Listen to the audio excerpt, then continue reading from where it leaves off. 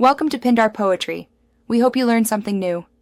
In this video, I will show how to make fruit salad Hebbars kitchen, only way.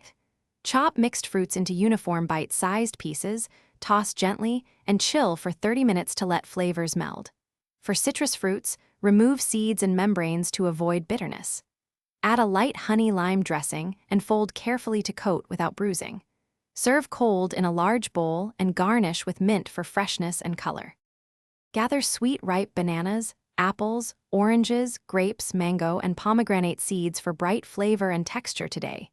Use firm fruits that hold shape and citrus for brightness. Prepare a simple dressing of honey, lime juice, and a pinch of salt to balance sweetness. Toss fruits gently in the dressing and add chopped mint for aroma. Chill briefly before serving so flavors combine, and always taste and adjust sweetness if needed. Quick recommendation: if you are enjoying this, please subscribe and like to support the channel and help others find it. Also check out the product seen here. Droplets stay hydrated anywhere with the Oala water bottle, which makes prep breaks more convenient. Look in the description for the link and other deals, and grab one if you like the idea. Thanks for the support. Now let's get back to the video.